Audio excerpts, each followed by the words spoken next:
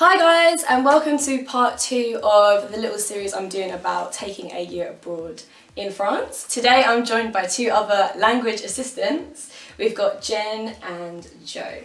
So let's start off by you guys just introducing yourselves to the viewers. I'm Jen, I'm from Leeds and I am in my 3rd year at Cambridge. I do French and Spanish. I'm Joe, I'm from Essex and I'm doing this programme as a graduate. Awesome. So, a question for both of you, and the same question I asked Alex and Blakely. Why France of all the countries in the world? Well, it's a very typical answer, but I've always been very passionate about speaking French. I've been speaking it for quite a while. Both my parents speak it at home, and obviously the best way to speak a language and practice is to come to the country. Also at Cambridge, they prefer you to spend the majority of the year in one country, even though everyone has to do at least 2 languages. So the clear choice was France for me. So it was obligatory for you, basically? Yeah, it wasn't a difficult decision. I've always preferred French, and yeah, it just seemed like the ideal choice. Okay. For me, basically, when I went to university, I studied history and politics, and I had the option to study a language as well, alongside my degree. Okay, so you didn't actually, it wasn't part of your degree? It was a minor. Okay. And I chose to do French, so Good choice. here I am. So, Joe, we'll start off with you. What made you actually come back a second time? Was your year abroad not enough? During my degree, I did Erasmus in Strasbourg in Alsace in France, and I really enjoyed it. I had a great time there. Yeah. And after I graduated, I didn't exactly know what I wanted to do, and this programme is obviously available to graduates. So I figured, the south of France, things could be worse. Yeah, definitely. How was it different from the first time, like in terms of preparing to come here? Like obviously you don't have student loan anymore and stuff like that. Yeah. So you just had to save up money and... Yeah, I saved up a bit of money over the summer before coming here. So I had a bit of money saved up. And then obviously I didn't have as much financial freedom this year because I was limited by the assistant salary, whereas before when I did my Erasmus year, I had my student loan, the Erasmus grant. Yeah. So it has been more tough financially, but it's definitely doable. Okay, that's interesting. And Jen, what made you choose doing or being a language assistant over, say, studying or working in a different job? Well, the studying thing was quite easy for me because my 2nd year was really, really intense. I was pretty stupid and chose really intense modules. So I was really ready to do something different in my 3rd year. And the British Council seemed like a really simple application process compared to sort of aimlessly searching online for a job where you'd probably end up in Paris, and living in Paris is expensive. The salary for this is pretty good considering we only work 12 hours a week. It meant you had less choice over region, that kind of thing, but it's a pretty secure way of doing things. I did really want to work and not study. I'd had enough of exams and essays, so I thought it was a good way to go. Yeah, I definitely would agree with that actually, because it seems as if with this job it is quite straightforward to apply, and like you said, the pay for what we do is pretty good. So you can't really complain. And you guys are both working in different types of schools. So Jen, you work in a primary school, or several primary schools, and Joe, you've been working in a secondary school. So can you explain some of the differences and maybe similarities, and just tell us about your experience, depending on where you are? You want me to start? You go ahead. Okay, so I work in a college and a lycée. In the college it's about age 12 to 15, and the lycée it's 16 to 18. I enjoy working in the lycée because the students are kind of more mature and work mainly with the final years, so they're all 18, so adults, they're mature. Whereas in the college they're 14, 15 year olds, and they're really at that obnoxious age where I don't recommend it. Personally, I feel like the middle age is probably the worst one, in my opinion. Obviously, I haven't done primary, so. Did you select secondary as your preference? No, I selected no preference. Oh, It's actually kind of funny because I selected no preference. Rob selected secondary as his preference. And Yeah, got we're both here. He got Oh, primary weird. and I got secondary, so maybe it's because I was older. They figured. Yeah. Yeah.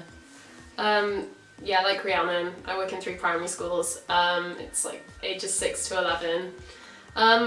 Something that's good about it is that I think I'd forgotten how eager kids are to learn at that age. Like, I've been surrounded by students like me that, would rather be somewhere else a lot of the time. But they are actually really excited to learn about, where I'm from, my language. It's quite a nice change to have people like so interested in like part of, your identity here. People are pretty cold on the streets. No one seems to really care that much. It is difficult because you're expected to lead the classes a lot more maybe because the teachers don't speak a lot of English a lot of the time. So you are just sort of expected to know the syllabus, all the lesson plans. One difference is that in primary, the teachers are actually, whilst they're not really doing anything, they are actually in the classroom, aren't they? Right. Whereas in secondary, It's not always the case. Not always. generally though, that is the case. Yeah. I guess if the kids They're need supposed more, to be, I think. They are supposed to be, Yeah, they're but a lot of supposed to them be. try and get away with They're it. supposed to be, whereas in secondary, pretty much, I take like half the class, so like 15 students Right. in a separate classroom, like completely on my own. because they're older, they don't need that supervision, or the same Yeah. supervision, I suppose. Doing or working in a primary school is in a way more straightforward because you're doing such easy, fun stuff. But then at the same time, you do feel a bit like limited, and it can get a bit tedious. Whereas I suppose you can cover like a wider range of subjects and More do like things deep, a I bit agree more. with deep that. topics. Yeah. Yeah, definitely. Would you recommend primary? Would you recommend? Well, you wouldn't recommend secondary. If you could just do like lycée, then I'd recommend it, but you can't. They give you one lycée, one college. So like either go old or really young, basically. Yeah. Okay, and Jen, how was it going from uni to this placement, so working, and how do you feel about going back to studying? Well, it's interesting. I've just been like the whole year changing my opinion about all of this, but I was definitely ready to get out of Cambridge after second year. I was ready to do something different and start doing something like you said, where teaching my favourite colour is to 6-year-olds really isn't challenging at all compared to the kind of things my brain was going through last year. It was a really nice change. But after doing this for so long, I definitely am ready to go back to doing more academic things. Part of me has missed a lot of the analysis and reading and everything, and I know 2-3 weeks after I arrive back, I'll be like, oh my god, I wish I was back in France. I say this now, but I'm constantly changing depending on where I am, but I'm hoping that I'm definitely in a place now where I can go back and work hard, whereas if I'd have had to have gone straight back to Cambridge after second year, like a lot of my friends are doing for my final year, it would have been like really intense. So it's nice to have had a bit of a break. And we still have some time. I mean, this is April, and we don't obviously go back to uni until September. So we still have the summer as well. So I suppose that's even nicer. Time to write my dissertation, but oh well, yeah, it's something to do, because we have a lot of time. Yeah. Joe, a bit of a random question, but you have been living with like international people, I suppose. Oh, French. Just French? I saw you had some. One Spanish guy, but like Okay, 9 Spanish guy. French. Okay. Well, what was that like? Well, during my Erasmus year, I lived in university accommodation because I figured that would be the best way to integrate with like local students, but that was not the case. No one really spoke to each other or anything like that. And then I spent all my time hanging around with Spanish speakers, so I didn't really speak any French. Yeah. So this year I wanted to at least live with French people, because then at least I knew that when I was at my apartment that I would have to speak French. With regards to that, I think it's been good. Like, I don't regret living with French people. There's obviously some differences. Like, it's not as like it's not as like easygoing, I guess. Yeah, you could say. I have the same experience, but you live with a big group of French people. Yeah, it's not as easygoing. I definitely recommend if very much like improving your French is in the forefront of your mind, then it's a good thing. Then you should probably do that. Even if you then end up spending all your time with other language assistants or Erasmus people. Yeah. Which is basically what we do. Yeah, we do. I mean, I suppose you get the best of both worlds. So now the 3 final questions, which I'll ask both of you. The first one is, what has been your favourite thing about the placement of being a language assistant in France? Or like one action? Well, for me personally, I mean, it was a bad thing and a good thing in that, as I said, we were expected to just sort of be a qualified teacher, but you're just, from day one you're thrown in at the deep end and you're speaking French to 20-30 kids at once who all speak it, a lot better than you. And, I'd only ever spoken French, to the odd French person on holiday, or obviously like in a 1-hour class with like one professor at uni.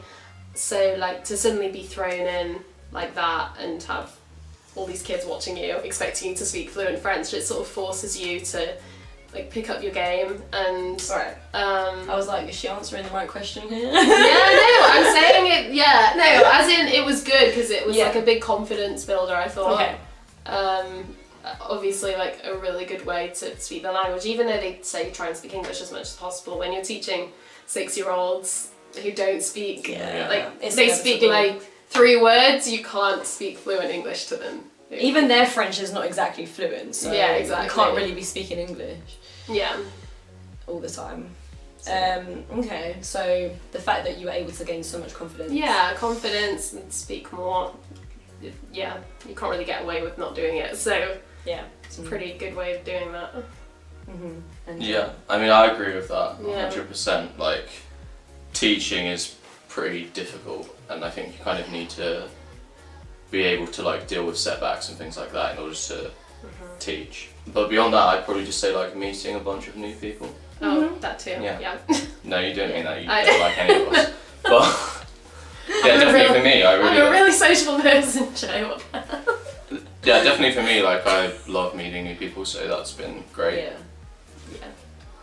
The assistance group has been a nice support group because we all have the same problems all the time. This is what I was saying in the other video, like the fact that we have part 1. Oh, part 1. Okay.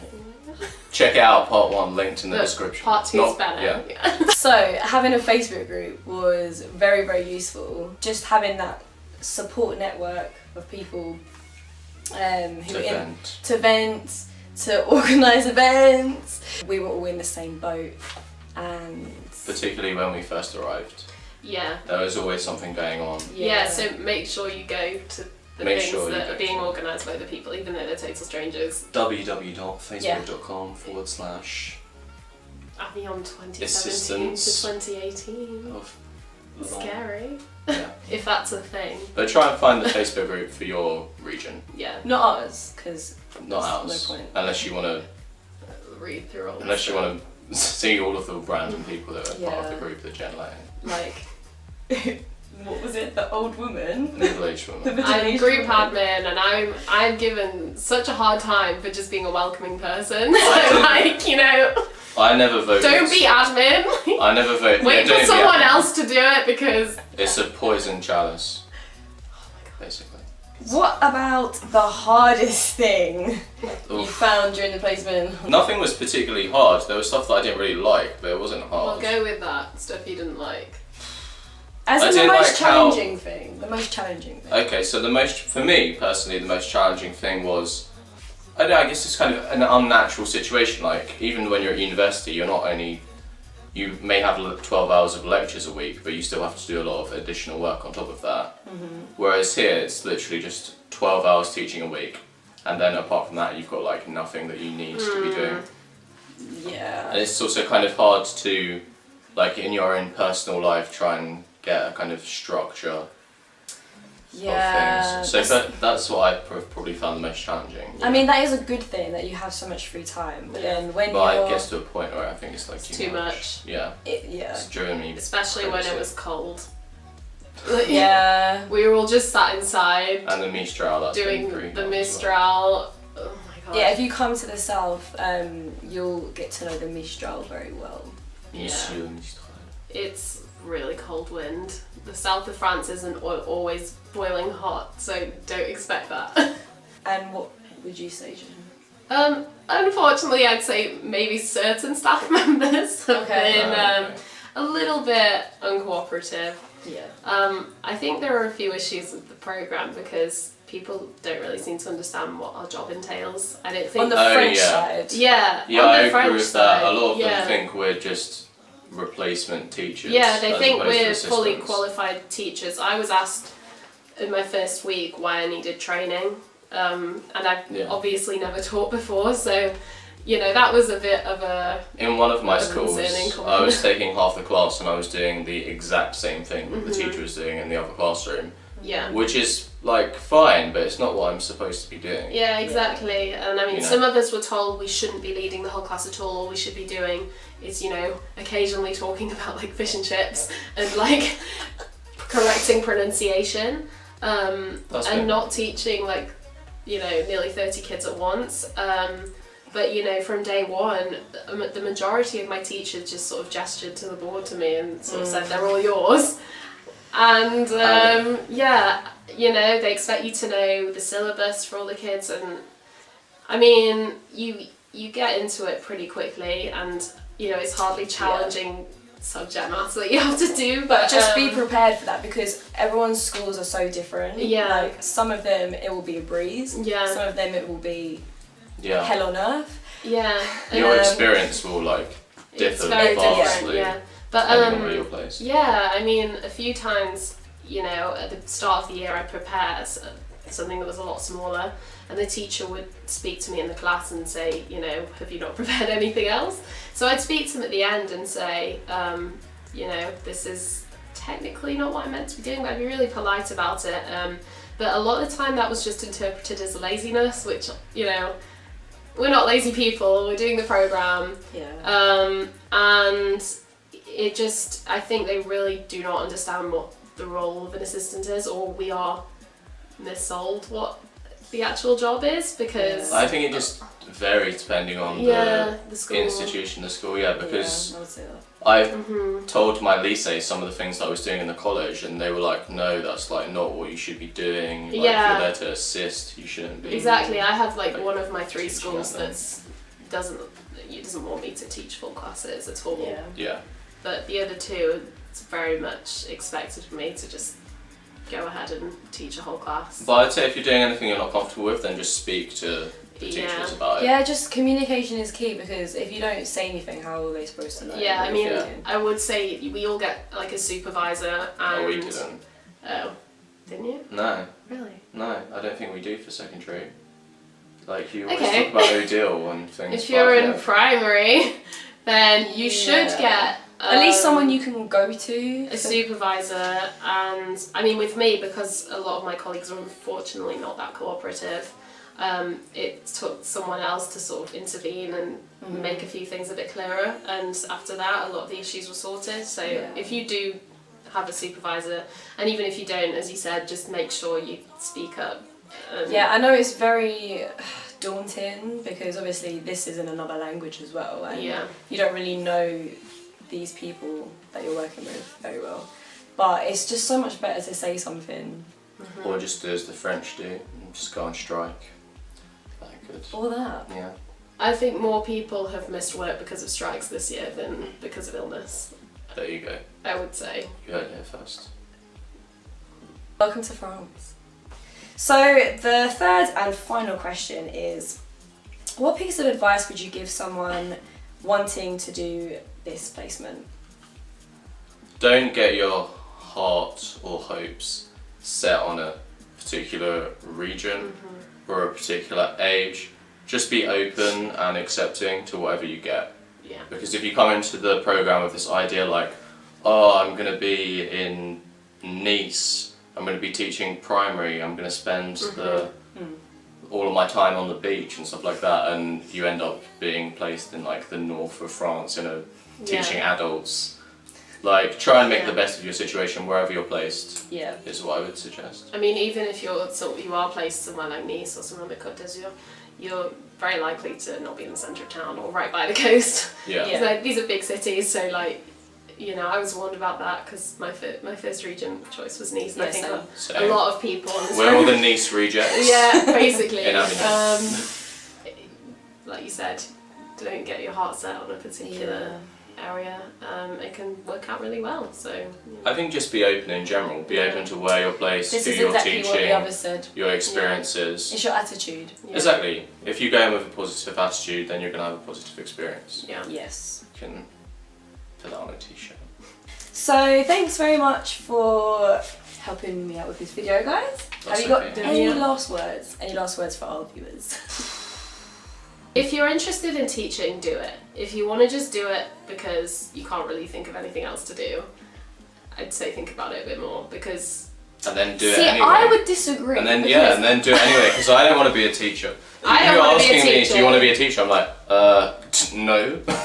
But when you think about it, there's other people doing Transfer. work placements that are getting paid That's true. Less half of or what more. we're getting paid. We only work 12 hours a week, even if you don't want to be a teacher. You Yeah. get all these other opportunities such as travelling and It's meeting true. people. So I agree, but also I just feel like, I don't know, I'm doing a lot more teaching than I was expecting to do. okay. It's a lot And- easier to deal with the difficulties of the teaching aspect if you actually want to be a teacher. That's what I'm trying Yeah, to say. okay. Whereas yeah. otherwise you're just like, oh, why? Because not do There it? are Yeah, people on the Yeah. program, like even though I don't want to teach, you know, it's like I'm not that against the idea of doing it this year, but there are people, there are friends that we have that have really, you know, been shocked by the amount of actual teaching we're expected to do, and they definitely don't want to do it. And just you bear know. that in mind, basically, before you apply. Yeah, because I mean, you've got, unless you're a graduate, you've got like 3 options really. Yeah. Well, yeah. Study, placement, all this. Yeah. So.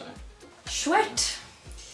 Yeah, thanks once again, and stay tuned for the video that I will be doing, explaining everything in greater detail. And if you liked this video, then give it a thumbs up or subscribe. favourite and subscribe. And Do that anyway. we won't, but Rhiannon, we'll see you in the next one. Oh, right, okay.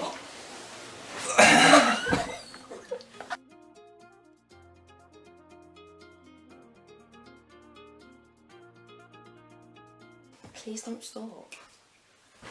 Oh, Do you want to move your knee? Oh no, that I'm not going to be able to deal with that. And action.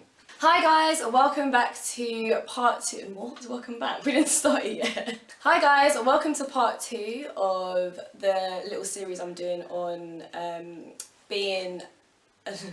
Today I'm joined by 2 fellow languages... Fellow language. it's like you're meant to say that. Assistants. Language. Language assistants. And also to just like organise things, to events if we need to, which is quite That's often. my line. Stop looking at my nose. Oh, Check out my Instagram. you need to actually give your Instagram if you're. I don't remember what it is. It will be here. There you go. Maybe, if you're lucky. Oh, mine too. Okay. Don't I'm check doing out promo. Jen's. And Jen's. Don't check out Jen's. I put a lot of effort to those. Don't do it. www.thevidaread.com/shop. Do you have a shop? The merchandise will be up soon. Not yet. But You could get one. Like, Comment to be if fair- you'd like Rihanna to get a shop yeah. and what you'd like her to sell. Ask and you will receive. We're basically on Disney Channel.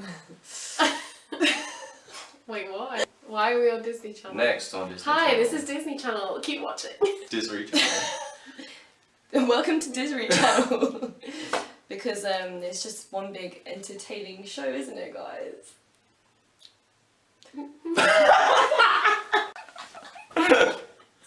Oh, ours is ours the best one. How do I turn it off? There's a red button.